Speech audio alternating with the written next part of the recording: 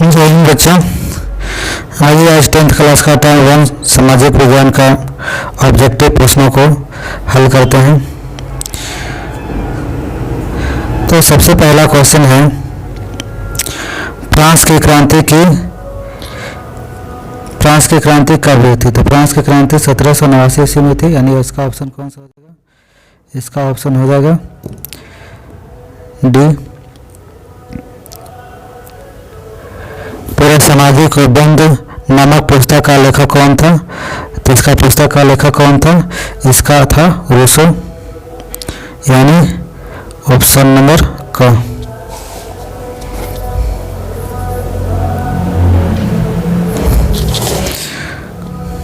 Question number 3 चलते हैं।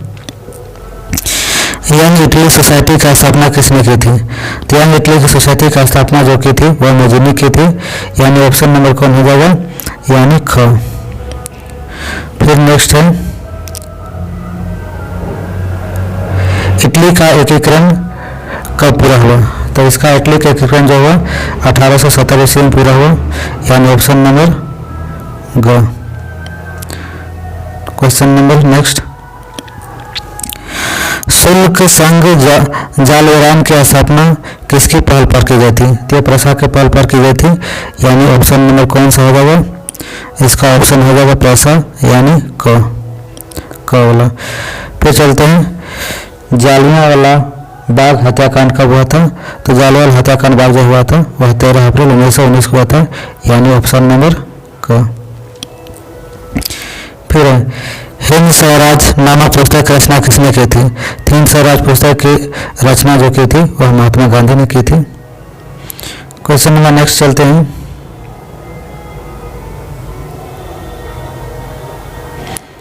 स्वराज हमारा जन्मसिद्ध अधिकार है, हम इसे लेकर ही रहेंगे, यह किसने कहा था? तो इसको बाल गंगाधर तिलक ने कहा था कि स्वराज हमारा जन्मसिद्ध अधिकार है और इसे हमें लेकर ही रहेंगे, यानी ऑप्शन ग।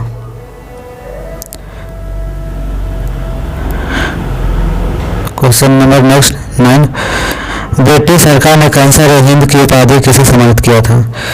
तो ब्रिटिश सरकार ने कैंसर हिंद की उपाधि किसे सम्मानित किया था?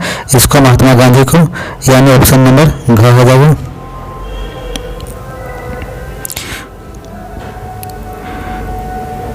क्वेश्चन नंबर 10 की ओर चलते हैं, सीमांत गांधी किसे कहा गया था? तो सीमांत गांधी जो है अब्दुल गफ्फार खान को कहा गया था, यानी ऑप्शन किसमें है? ऑप्शन इसमें ग है।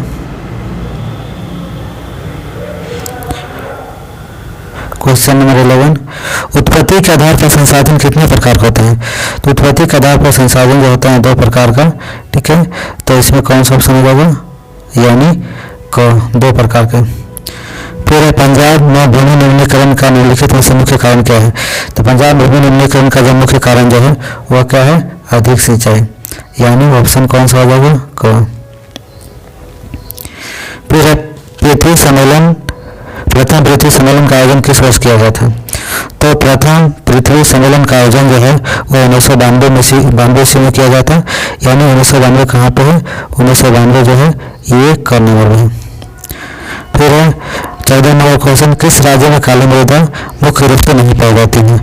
तो दोस्तों यहाँ पर देखते हैं, महाराष्ट्र में काली मृदा पाई जाती है, गुजरात में पाई जाती है, मध्य प्रदेश में जाती है, यानी हम यहाँ राजस्थान में जो है काली मृदा नहीं पाई जाती है, यानी इसका विकल्प हो जाएगा घ। फिर यहाँ पर कह रहे हैं, इनमें से कौन सा टिप्पणी प्राकृतिक वनस्पति और प्राणी से ह्रास का कारण नहीं है? तो इसमें कौन सा ऑप्शन हो जाएगा? तो 15 नंबर का जो ऑप्शन हो जाएगा वो हो जाएगा ग वाला, पशुचारण और ईंधन लकड़ी एकत्रित करना। फिर बाघ की परियोजना की शुरुआत कब किया गया था? तो बाघ की परियोजना जो है ये शुरुआत किया गया था 1973 ईस्वी। फिर आगे चलते हैं, क्वेश्चन नंबर 17। क्वेश्चन नंबर 17 क्या है? अंतर्राष्ट्रीय प्राकृतिक संरक्षण और प्राकृतिक संरक्षण संघ के द्वारा विभाजन में किस श्रेणी को रखा गया है? तो इसका विकल्प आगे दिया है।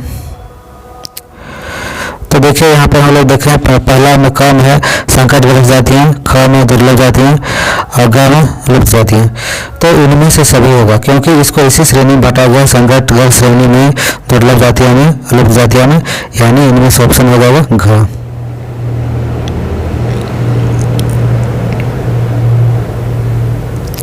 चलते हैं क्वेश्चन नंबर 18। 14वीं शताब्दी में किसने दिल्ली में श्रीपोर्ट क्षेत्र में जल की सफाई के लिए हौज खास का निर्माण करवाया था? तो ये इल्तुतमिश ने करवाया था हौज खास का निर्माण, यानी इसका आंसर कौन सा हो जाएगा?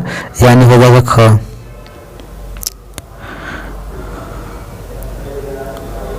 क्वेश्चन नंबर 19 की ओर चलते हैं।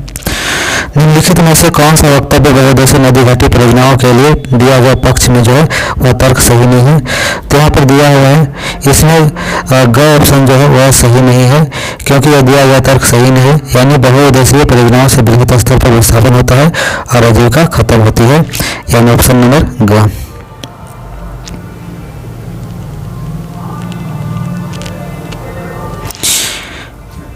क्वेश्चन नंबर 20 की ओर चलते हैं। सरदार सरोवर बांध किस नदी पर बनाया गया है? तो सरदार सरोवर बांध जो है नर्मदा नदी पर बनाया गया है, यानी ऑप्शन किस में है? नर्मदा नदी, ये है ग। Question number 21। समानता किसी देश का विकास किस आधार पर निर्धारित किया जा सकता है? प्रति व्यक्ति आय, औसत साक्षरता, लोगों की स्वास्थ्य स्थिति या उपरोक्त सभी? तो ये उपरोक्त सभी के आधार पर जो है ये किसी भी देश की विकास का आधार सुनिश्चित किया जाता है, यानी इसमें उपरोक्त सही हो जाएगा, यानी डी मतलब ये घ ऑप्शन सही हो जाएगा। नेक्स्ट देखते हैं। कहते हैं मान लीजिए कि हम किसी भी देश में 4 परिवार हैं, इन परिवारों का प्रति व्यक्ति आय 5000 है। अगर 3 परिवारों का आय क्रमशः 4000, 7000 और 3000 है तो चौथे परिवार की आय क्या है? तो इसको हम लोग कैसे जानेंगे? तो टोटल परिवार जो है 4 परिवार तो 5 का 20 हो गया उधर, और उधर 3 परिवारों का कितना दिया? 4 3 7, 7 4 11, 11 3 14, कितना बच गया? 6000, यानी इसका ऑप्शन कौन सा हो जाएगा? डी ऑप्शन हो जाएगा। नेक्स्ट, मानव रिपोर्ट देशों की तुलना में किस आधार पर की जाती है? तो ये शिक्षा के आधार पर की जाती है मानव की रिपोर्ट, यानी ऑप्शन ख।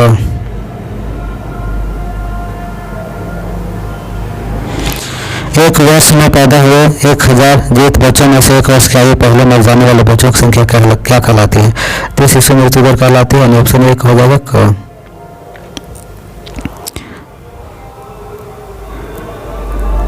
फिर वनों उत्पाद संग्रह करना किस प्रकार के क्षेत्र की गतिविधि है?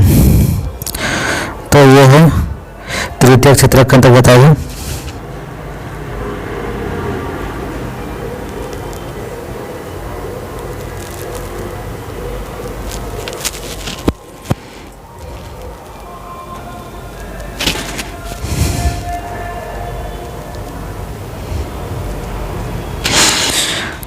में है वे क्षेत्र जो सरकार द्वारा पंजीकृत होते हैं और उन्हें सरकारी नियमों, कानूनों और नियमों का पालन करना होता है, वह क्या कहलाता है? तो इसका अगला ऑप्शन होगा। तो वह कौन सा क्षेत्र कहलाएगा? संगठित क्षेत्र, क्या संगठित क्षेत्र की असंगठित और संगठित, या इनमें से कोई नहीं? तो इसमें से कहलाएगा, ये क्या कहलाएगा? संगठित क्षेत्र, यानी ऑप्शन क।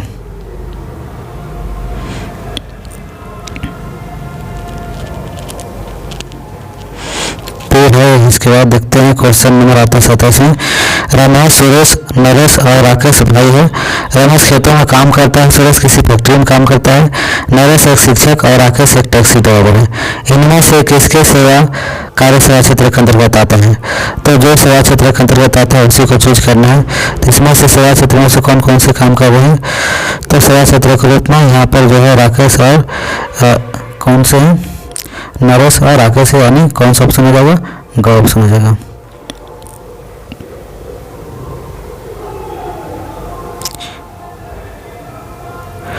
क्वेश्चन नंबर 28 की ओर चलते हैं। रोहन एक अकुशल बेरोजगार युवक है। वह रोजगार की गारंटी देने वाली सरकारी योजना मनरेगा के तहत अपना पंजीकृत करवाता है और हमको वर्ष में कितने दिनों को रोजगार की गारंटी मिलेगी, तो इसको 100 दिनों को रोजगार की गारंटी मिलेगी, यानी कौन सा ऑप्शन हो जाएगा, इसका हो जाएगा ग ऑप्शन सही। क्वेश्चन नंबर 29 की ओर, एक खेत में लक्ष्मण और उसके परिवार के 4 व्यक्ति काम करते हैं जिसमें सालाना 20 क्विंटल गेहूं का उत्पादन होता है। लक्ष्मण के चचेरे भाई काम करने के 1 वर्ष तक लक्ष्मण और उसके परिवार साथ मिलकर कार्य किया, परंतु उस वर्ष कुल उत्पादन में कोई वृद्धि नहीं हुई। क्रम की स्थिति को किस श्रेणी में रखा जाएगा, तो इसको क्रम को किस श्रेणी में रखा जाएगा, इसको रखा जाएगा मौसमी बेरोजगारी के आधार पर, यानी इसको ऑप्शन कौन सा हो जाएगा, इसका ऑप्शन हो जाएगा यानी मौसमी बेरोजगारी। फिर है अर्थव्यवस्था में प्रत्येक क्षेत्र के अंतिम उत्पाद की गणना क्यों की जाती है, तो अर्थव्यवस्था में क्या कहता है, अर्थव्यवस्था में प्रत्येक क्षेत्र के उत्पाद की गणना क्यों की जाती है, तो दोहरी गणना से बचने के लिए, यानी इसका ऑप्शन कौन सा हो जाएगा, यानी ख। फिर है नंबर 31, सत्ता की साझेदारी के संबंध में निम्नलिखित में से कौन सा कथन असत्य है, तो कौन सा कथन असत्य है, इसी को लिखना है। तो सत्ता की साझेदारी लोकतंत्र के लाभकारी है, तो सही है। इससे सामाजिक समूह में टकराव का अंदेशा बढ़ता है, ये भी सही है। ये अस्थिरता और ऐसे मुद्रा को बढ़ाती है, ये गलत है। सत्ता में लोगों की भागीदारी बढ़ती है, यानी इसमें ग ऑप्शन सही हो जाएगा।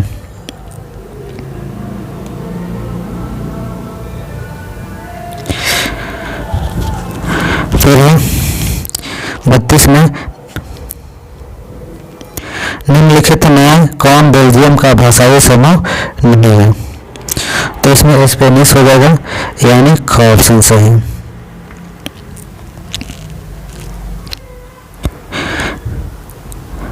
आते हैं क्वेश्चन नंबर 33, स्वतंत्र राष्ट्र बनने के बाद श्रीलंका में किसी राजभाषा घोषित किया गया, इसको सिंहली को किया गया था, यानी घ।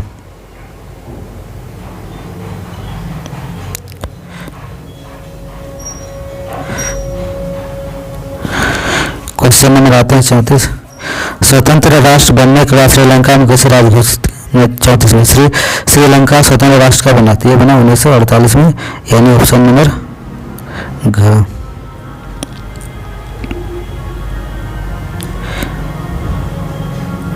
क्वेश्चन नंबर 35, निम्न में कौन संघवाद की एक विशेषता नहीं है, तो इसमें छांटना है कि इनमें से कौन से है संघवाद की विशेषता नहीं, यानी यहाँ पर दिया है यहाँ सरकार 2 अधिक स्तरों वाली होती है, ये बात सही है। फिर कहता है कि अलग अलग स्तर पर सरकार एक ही नागरिक पर शासन करती है, विभिन्न स्तरों की सरकारों के अधिक क्षेत्र संविधान विशेष रूप से वर्णित होते हैं, तो यानी ऑप्शन इसमें गलत हो जाएगा।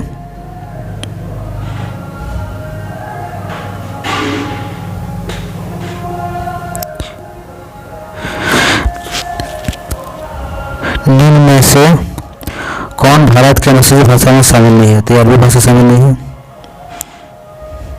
यानी क लग जाएगा।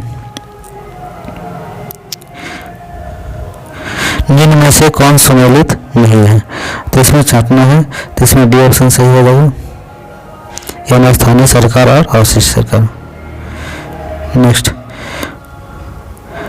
भारत में विकेंद्रीकरण के संबंध में कौन सा सत्य है, तो भारत में विकेंद्रीकरण में कौन सा सत्य है, यानी ख।